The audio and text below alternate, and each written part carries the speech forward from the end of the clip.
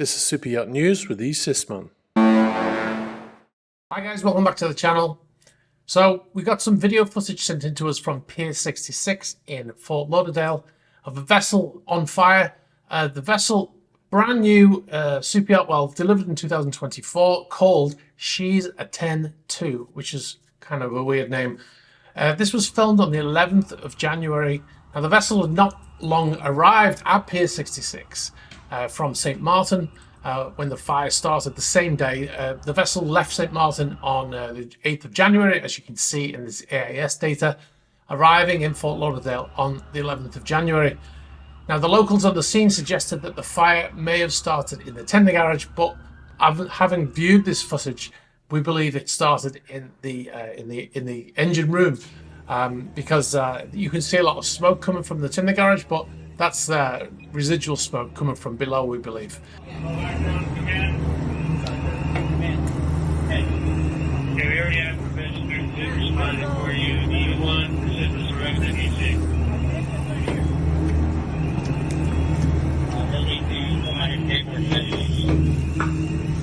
Now, the yacht was built by a company called Marine in Italy.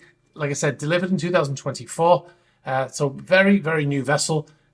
Has a top speed of 30 knots and a cruising speed of 20 knots. So clearly designed to go fast, but possibly putting a lot more pressure on some of the equipment there. So the yacht was delivered, like I said, last year. It was spent the summer in the Med, and then it went to the US, did a transatlantic, its first one, and it ended up in Fort Lauderdale. Now, the fire was contained by the Fort Lauderdale firefighters. So, like I said, we believe it came from the engine room and not the tender garage. But the firefighters did get there quickly. They put out the fire, and apparently there wasn't too much damage. So that's good news. You might be wondering why the crew weren't fighting the fire. I'm sure they were. Because they're alongside, they would have called the fire service immediately, and also would have been trying to fight the fire themselves, no doubt. A vessel of that size, I'm not quite sure how much firefighting equipment it has on board. So yeah, so it's the bigger the yacht gets, the more equipment they tend to have. But when you're alongside like that, it's always best to get the professionals in. All right, so we'll move on to our next story. We've got an update from Motor Yacht Loon. To be honest, not too much more to report now. The yacht is still in West Palm Beach, where she went after reportedly cancelling those New Year's Eve charters. You can see some footage here that we got from somebody on Reddit. Shows the boat moving, but they thought it was leaving, but it just apparently turned around in the pier and moored again. Now, some information on the female who was ejected from the boat, who was airlifted to Miami. Apparently her name is Natalia, and she's one of the stewardesses. I think we've mentioned that before, but I see a lot in the comments, people sort of saying it as if we didn't know, or as if people didn't know. So I thought I'd just put it out there so we can identify that it wasn't the chef, because there was a lot of talk at the beginning that it may have been the female chef. Now, speaking of the female chef, she goes by the name of the cruise chef. She's got a YouTube channel as well.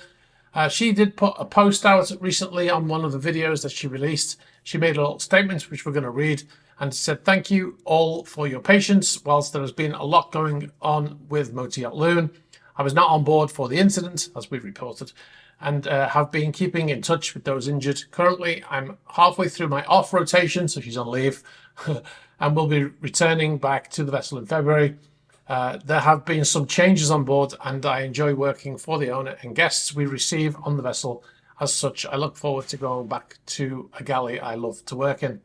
So there you go. So there's the update from Motor Yacht Loon. We've got another story. This is from the US, actually, and this is a bill which proposes to tax super yachts in Maine based on the size of the vessel. So the bill would put in what's called an impact fee of $10 per foot on yachts longer than 150 feet for each day. Each day, the yacht is secured in a berth in a marina. That charges a fee. So for a 60-meter or 200-foot yacht, the cost would be $2,000 a day. Now, that argument is based on a vessel of that size costing $200,000 a week to operate. I don't know how they came up with that figure, but that's what they're saying in this article. And this is from Fox, a local Fox News. I think it's called Fox 23. Now, and there's a chap here Rick Bennett, who is a Republican senator. I'll play a clip from that video piece.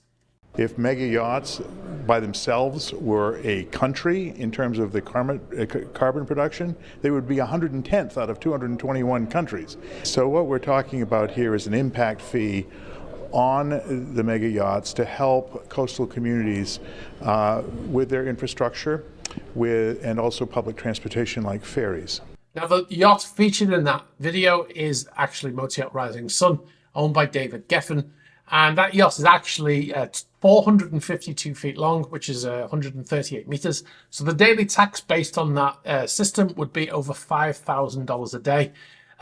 So that is a lot of money. I know what you're thinking. The guy's a billionaire. He doesn't care. It's nothing to him. But that's actually not true at all. One thing billionaires don't like doing is spending their own money, especially when it's taxes. As you know, a lot of them have tax havens and they've figured out ways. And a lot of the reason why this vessel is not flagged with the US flag is because of tax reasons, right? And the reality of this story is what will happen is if they did go through with that and put it into practice, then those vessels would just stop going to that location. And if it became a US thing, then the vessels would just stop going to the US, or they'd find a way around it. So I kind of see what he's talking about, but at the same time, like I said, it will just prevent people from doing it. It's the same reason why they don't use US flags on yachts, or they don't use, the British. Well, there's more using British flags, but they're using like island flags from the Caribbean rather than the UK flag, and paying taxes in London, for instance. So anyway, we'll see what happens with that one, but I'm pretty certain that will result in vessels just not going to those locations. So we got a quick update on the superyacht Bayesian, the sailing yacht which sank in August last year. Salvage operation in progress to raise that vessel as part of the ongoing investigation to find out what happened. Now, the yacht sank, like I said, in August with 7 fatalities, including the owner of the vessel, Mike Lynch, and his daughter, Hannah. The vessel's currently laying on her side in 49 meters of water. Now, that vessel, if it was sat on its hull upright, the mast would actually be sticking out of the water. But the vessel's laying on its side, and the plan is to raise that vessel in one piece, including the mast still in place, so they can continue that operation to try to figure out what happened to the vessel. Now, they did say originally that they were going to start the raising of the vessel in January this year.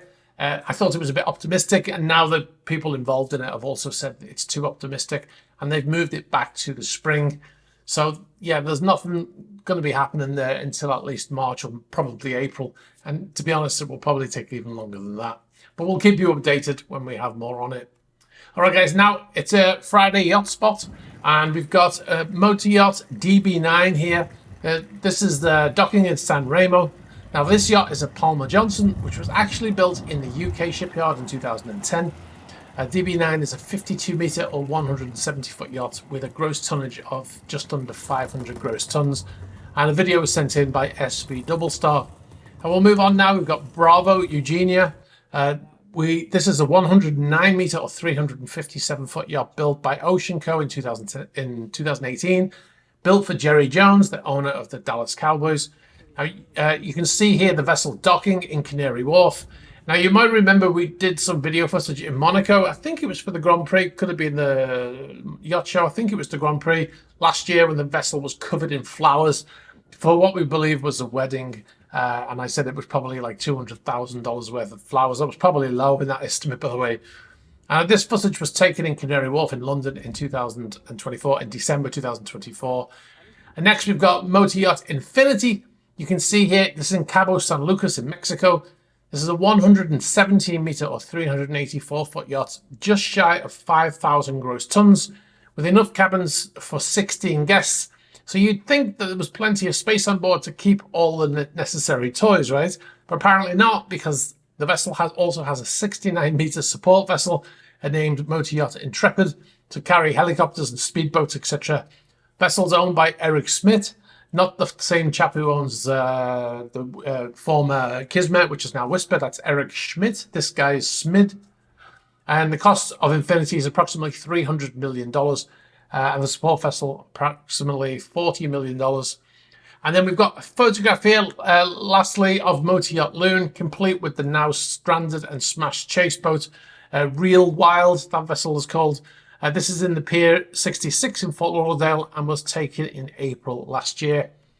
All right, guys, thanks for watching. If you've got any information for us about any of these stories, please be sure to get in touch. And email address in the ticker.